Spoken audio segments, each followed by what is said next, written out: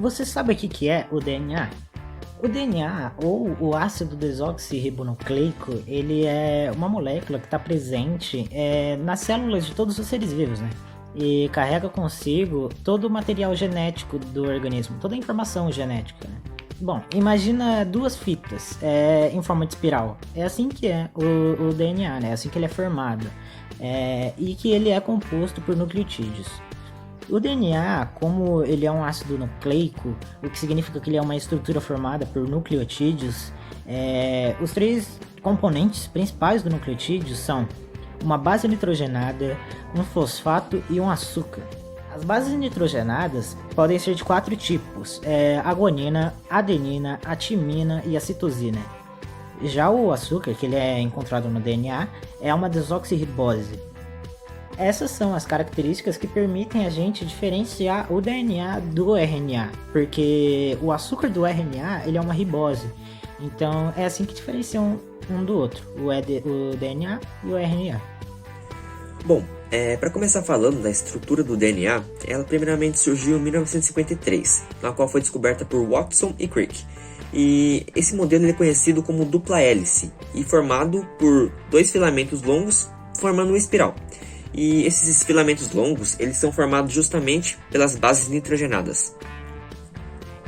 E segundo Watson e Crick, as desoxirriboses elas se localizam em uma parte mais externa em relação às bases nitrogenadas, e formando assim meio que um corrimão de uma escada circular. Nesse caso, uma fita de DNA liga-se a outra por meio das bases nitrogenadas, que por sua vez estão sendo conectadas por ligações de hidrogênio. Seguindo o exemplo do corrimão da escada, as bases nitrogenadas formam meio que um degrau. Vale lembrar também que a ligação das bases nitrogenadas não são aleatoriamente. Pelo contrário, elas possuem um padrão, onde a adenina se liga com a timina com duas ligações de hidrogênio, e a guanina liga exclusivamente com a citosina com três ligações de hidrogênio. Bom, no processo de replicação, o DNA ele tem a capacidade de se duplicar. Sendo assim, a molécula do DNA ela se abre e assim cada fita vai sintetizando uma fita nova. E ao fim desse processo, duas moléculas de DNA são formadas, cada uma com uma fita nova e uma fita velha. E devido a essa característica, o processo de replicação ele é denominado semiconservativo. Bom, e no processo de transcrição, o DNA vai dar origem ao RNA. E nesse processo, uma das fitas vai ser utilizada como uma espécie de molde. Sendo assim, podemos concluir que o processo de transcrição ele é de suma importância para o nosso organismo, pois as moléculas de RNA elas são capazes de traduzir as informações do DNA e, consequentemente, gerando as proteínas para o nosso organismo. O RNA é um ácido nucleico. Essa molécula é essencial na síntese de proteínas, já que ela funciona como uma intermediadora capaz de expressar as informações presentes no DNA.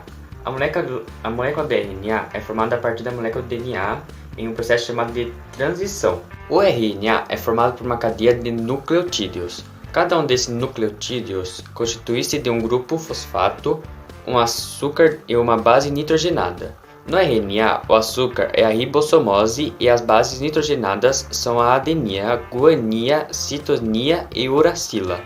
Os núcleos presentes nessas estruturas estão ligados cada um por si entre ligações fosfodiéster. O RNA e o DNA apresentam algumas diferenças básicas. A base nitrogênea são diferentes, pois no DNA a timina está no lugar da uracila.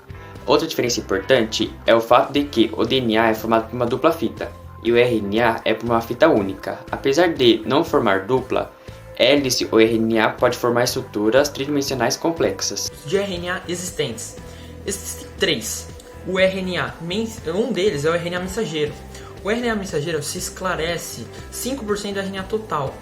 Ele basicamente transmite a mensagem genética para os ribossomos, indicando quais os aminoácidos devem compor as proteínas.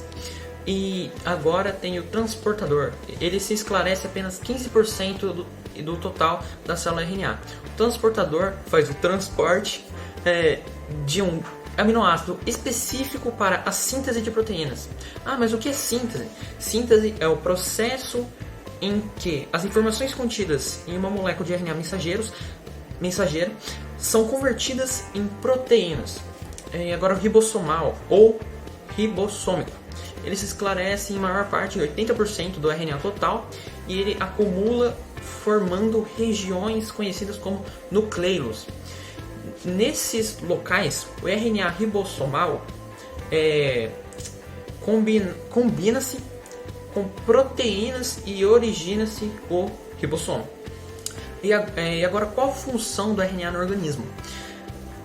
O RNA, como dito antes, é responsável por garantir a síntese de proteínas, ou seja, ele atua na produção de proteínas. E é basicamente isso.